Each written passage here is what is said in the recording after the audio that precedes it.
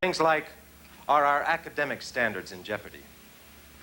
Is our student body enrollment wilting in terms of its quality?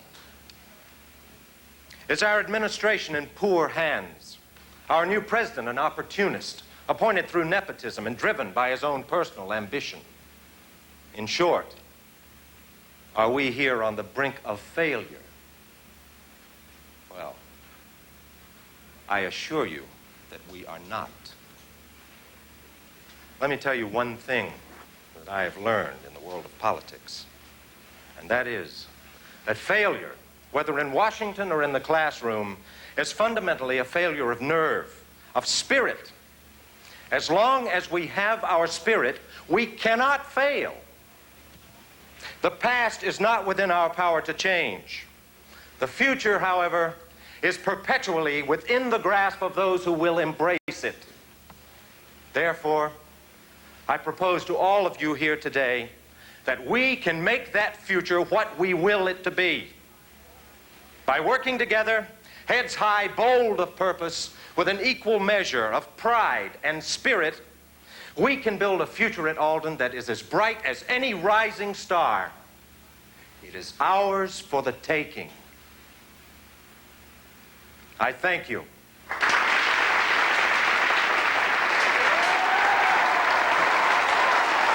Great speech. Oh, thank you, Doug. Welcome. Roger, my congratulations. Garth, thank you. Wonderful, Raj. Wonderful. You covered all the bases. You said everything that was needed to be said, and you said it so well. Thank you. Great, great. Thanks. John, you're coming to the reception with us. Isabel's over there. Oh, thanks. I won't be able to. I've already told Raj I'm taking Clem to the station so he can catch his train back to D.C. Figured to give me a little time to talk to him about handling some of my legal affairs for me down there. Right. I'll see you soon, Roger. Soon, Clem. Okay. Bye-bye. Nice seeing you, John. Hey, thanks anyway, huh? Bye-bye, Hank. Dad, take care. Have a good trip. Yes, you will. Bye-bye, darling. Love you. Take care. Bye-bye. Bye, darling. Bye. Be good kid. I will. Love you. Oh, hi, Amelia. Have you congratulated Raj in his speech? I think he'd like that. No, I haven't had an opportunity. You have now. Raj, Amelia like to say something to you. See you all soon now. Yeah, have a good one. Well, if you can do for Alden all you say you can, my hat is off to you. And that's some hat lady. I mean, really, I love it. Excuse me, Amelia, I don't think you've met the Bristows. Billy, Rita May, Amelia Whitley, secretary to our dean. We're pleased to meet you, Miss Whitley. Delighted. Hey, there's my man. Hi, Coach. Football and basketball, huh? We need you, boy. I thought you looked like an athlete. I tell you what, we're going to go over that reception right now. I'm going to personally order you your last drink of the year. You're in training tomorrow. Come on, come on.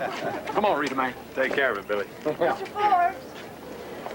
Hello, Mrs. Forbes, Lorna. Excuse me, we're about finished here, and I didn't want to leave without telling you what a fine speech you made. You should be very proud. Well, thank you, Miss Wojcik. I've been watching your newscast lately. I must say I'm very impressed. Impressed enough to reschedule that interview? Well, Oh, come on. okay, why not? Tomorrow, after your 6 o'clock news, say in my office. Great. I'll see you then. All right. Thank you. Goodbye.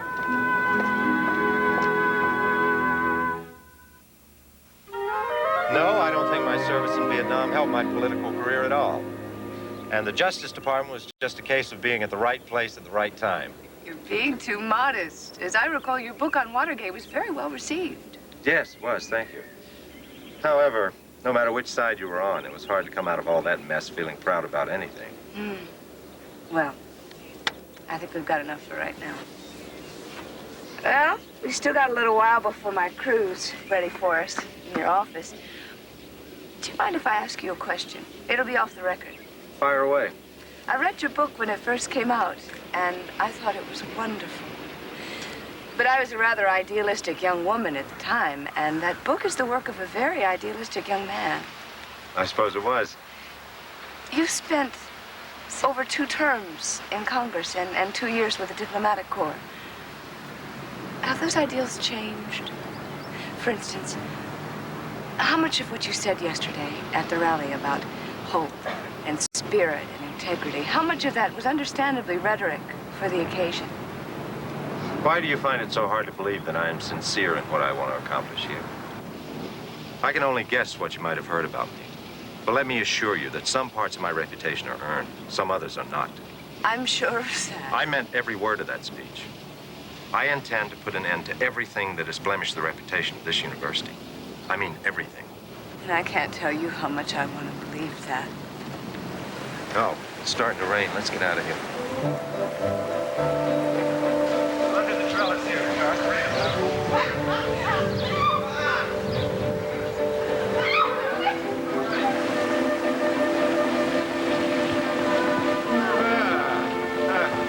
We can wait it out here until the worst of it passes. I guess what they say about summer storms and no warning is true. Right. Well, you said that your crew wouldn't be ready for us quite yet. No. So we can wait out here without holding them up. Would you like this jacket? No, no thank you, I'm fine. It looks like it's starting to let up a little. Good. You know you have me at a distinct disadvantage. I don't understand. Well, you've been asking me all sorts of questions, yet I hardly know anything about you. There's not a lot to know. I'd make a rotten interview. I don't believe that at all. It's true all the same. You've got your life all in order, everything pulled together. People don't accomplish that without learning. It's only an impression. It's not true at all. You are cold. Here, let me give you this. No, come here. Let me bundle you up.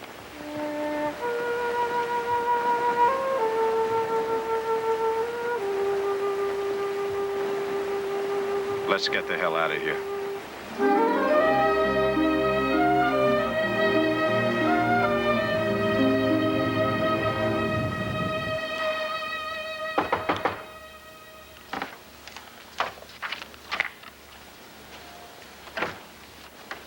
Arrow, what happened?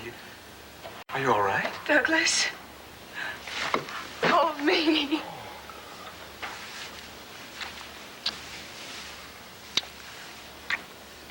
Make love to me.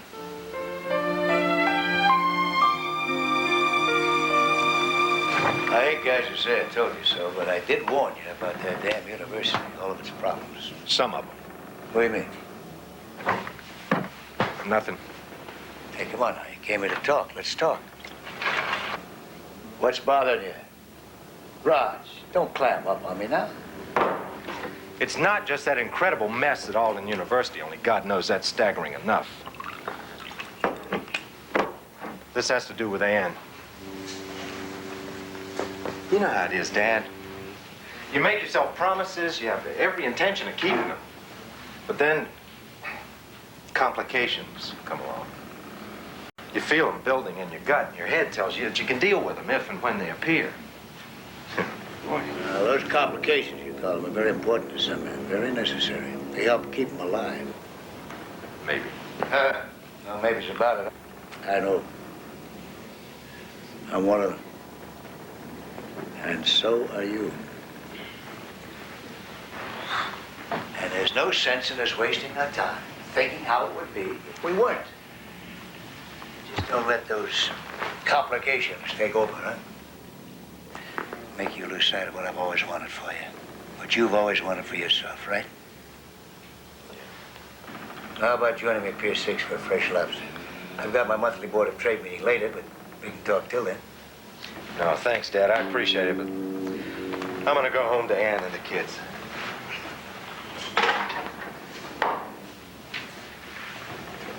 What I say makes sense to you? Always does, Dad. Always does. Thanks. Take care. I'll see you.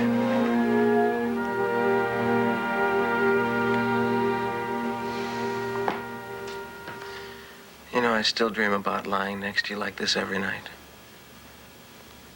That sound good to you?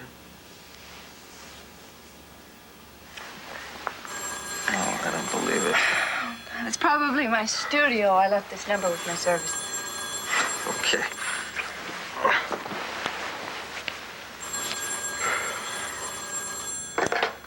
Hello? Yes, may I ask who's calling? It's for you. She won't leave her name. This is Meryl. I have to talk to you. Betty? Is that you? Yes. Help me.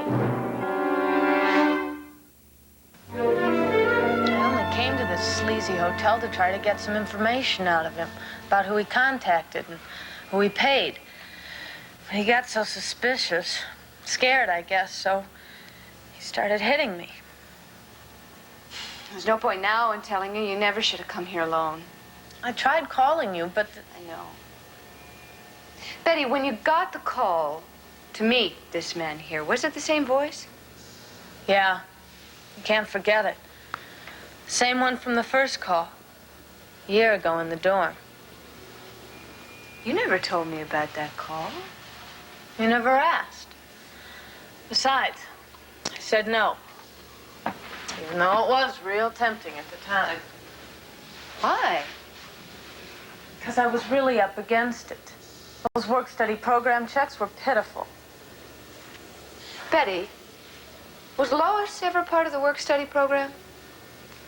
Not since I knew her. What about Carrie Mansfield? Well, I don't know. She was Lois's friend. I gotta go check into something right away. I'll try not to be long. No, I want you to wait here for me and keep the door locked till you hear my voice outside, okay? Sure, but where are you going? I'm not looking forward to it, but I've got to go ask somebody for his help in all this. And you lock the door after me.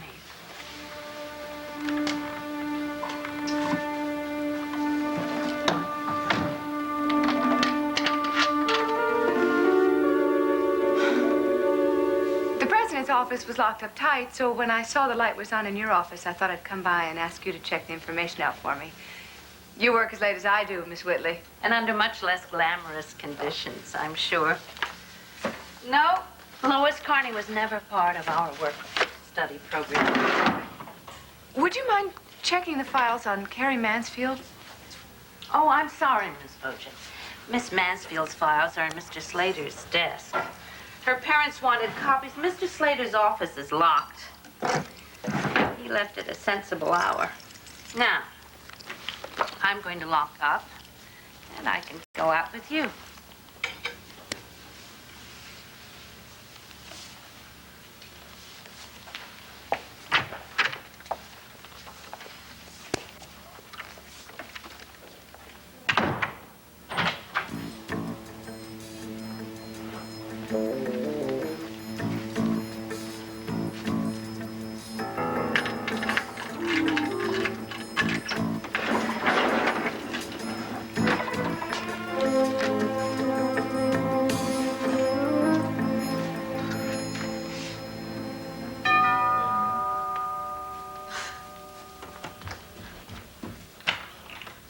Lorna, hi. Is your father here?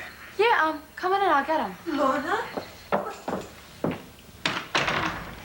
Hello, Mary. Good evening. I'm sorry to just come here like this, but I'm afraid She wants to see Daddy. I'll get him. Daddy, it's Meryl Rochat.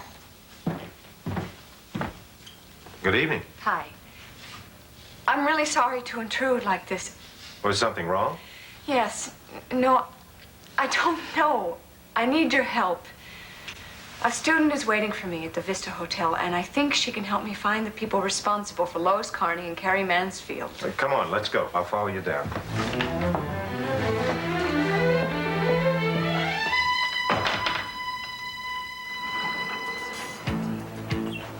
No, wait. No. She's a lot more frightened than she's pretending to be, so let me do the talking first.